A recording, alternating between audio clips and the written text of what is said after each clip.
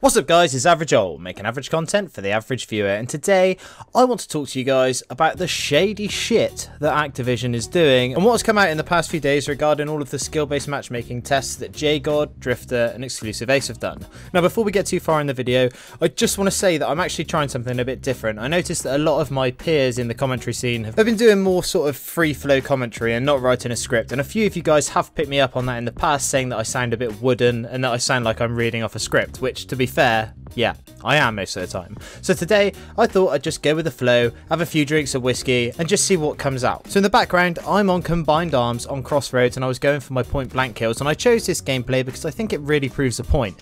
This is genuinely the most fun that I have had on Black Ops Cold War in a while, and the gameplay is boring as shit. It is boring as all hell, because all I do is run around the longest way possible on the map and get a flank on. Now, I'm not sure if Combined Arms has weaker skill-based matchmaking or not, but at the end of the day, all I'm doing in this game is running around for ages without seeing someone and then sneaking up behind people and getting easy kills, and it is so much more fun than having to sweat my ass off every single game to barely scrape a 2 KD. Now I don't know about you, but that is just not what Call of Duty is to me. So yeah, I've probably sped the gameplay up a bit because it is boring, like I said, but let me know what you think. Also, please let me know in the comments what you think of this sort of more free-flow commentary style. I hope that it doesn't seem too slow for you guys. So let's get on with it. In the past 2 days, we have heard a lot about skill-based matchmaking and a lot about the patents that Activision are doing, but it has finally been proven by 3 YouTubers who are actually extremely credible in the Call of Duty scene that ping is no longer king.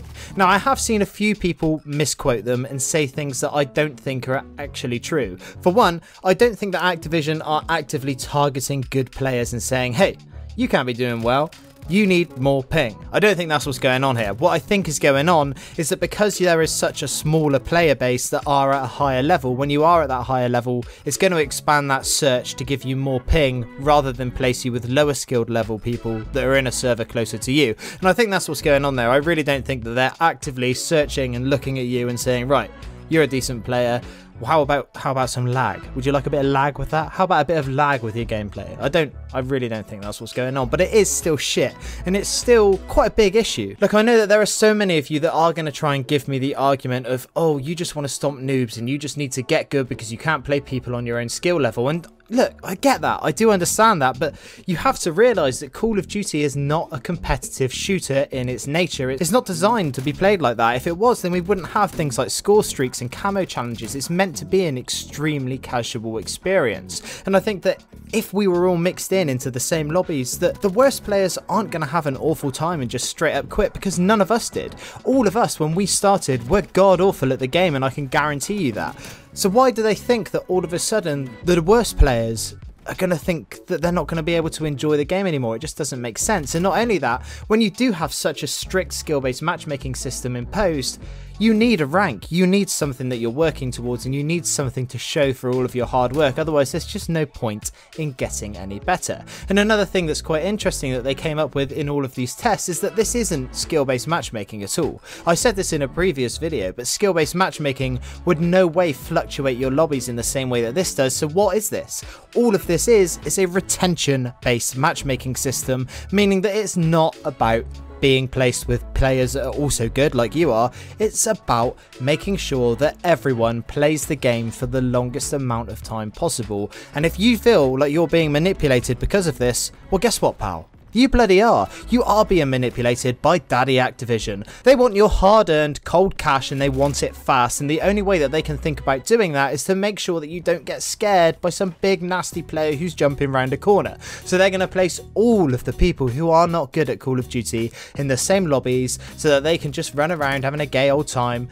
By the way, gay means happy. I'm not trying to incite any homophobia there. And then all of the decent players that have invested in their scuff controllers and all that stuff will be placed together, and they can jump round corners into each other and get 1-for-1 deaths all the time. And it's just not right.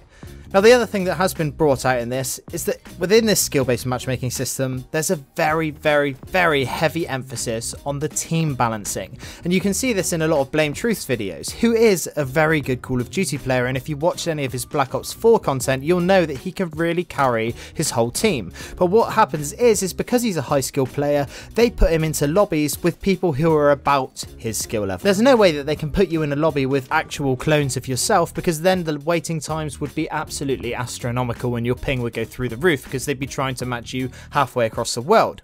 But the thing is because he is a good player, they're going to put the worst 5 people on his team with him. The same with a lot of us, same with me. And what you'll find is if you want to win the game, it's you that has to do the carrying. They are putting the whole pressure of winning that game on you, and that way the enemy team will all be more of an average skill level compared to you. So you have no choice but to sweat the objective and try and cap as many points as possible. And if you're trying to go for a high kill death ratio, it's just not going to be possible, let alone if you're trying to run around with a knife or the thumper of something to try and get things gold. They have essentially, by doing this, stripped out the whole point of Call of Duty in my eyes, because you can no longer get your stats to look really good so you can gloat to people, and you cannot get the best camos in the game easily without tanking your stats and essentially reverse boosting yourself. I mean, Blame Truth did say yesterday that he thinks COD is dead, and the way things are going, I'm inclined to agree. I don't think that I'm having anywhere near the amount of time that I've been having in the last 10 years with COD. Modern Warfare and Cold War have both felt the same to me, and it's super frustrating coming from someone who has loved this franchise for such a long time and has always had great fun on it. But anyway, now there is one more thing in this whole commentary that I do want to say, and that is that I think that tweeting Treyarch and asking them to come forward about SBMM is actually the wrong move, because it's not really their doing, it's not their plan, and I don't think that any of them would ever want this to be happening. I mean, Thunderheart has even said on many occasions that ping will always be king, and that has gone completely out of the window now, and you can only assume that this is nothing to do with Treyarch and 100% to do with Activision. Having a go at Treyarch is essentially like walking into a Nike sweatshop and slapping one of the little 8-year-old kids that's made your jumper just because they got a little bit of a stitching wrong. It's not fair on them, and I think that after the year that they've had, trying to expect a game that didn't have any bugs is a bit of a tough call. But I mean, yeah, ultimately we have all paid 60 quid or more for this game, and it has come out broken. But I think that the main issue that everyone is feeling right now is purely the skill-based matchmaking. And I know that I sound like a broken record going on and on and on about skill-based matchmaking this, skill-based matchmaking that, but at the end of the day, if that is the one thing that the community has come together and decided that it is that is making their whole experience with this game worse, then surely at some point they have to come out of the woodwork and start saying stuff about this. I mean, the least they could do is just address it. They could just come out and say, yes, we have implemented this system, these are the reasons why. Either like it or lump it. If you don't like it, don't play it, and that's fine, and then we can move on. But at the moment, this radio silence bullshit that they are giving us is just making the community more and more wound up, and sooner or later, more and more people are going to drop off of Call of Duty, and the game franchise will die. It will be dead, it will be gone, and there is nothing that we can do about it. So please, I will say this again. If you are serious about making a stand against skill-based matchmaking, boycott the Battle Pass. Do not spend a penny in the store on Black Ops Cold War, because if we hurt them in their pockets and we take money away from them, they will be forced to come out and say something. If every single one of my subscribers boycotted the Battle Pass, that's like 90 grand that they're not going to have. Now imagine if someone with a lot more subscribers got the same result from their fan base. This could honestly make such a big difference, and I really think that people need to take this seriously. This is a movement like any other, and I think that if we all band together, we can really make some good change. But anyway, that's about all I wanted to talk about today. Now, if you've watched my channel for a while, you'll know that I love to see who sticks around until the end. So if you're still here, I'd like you to let me know by answering this question down in the comments below. Are you going to buy the Battle Pass? Anyway, that's it from me today. I'm Average Joel. Peace.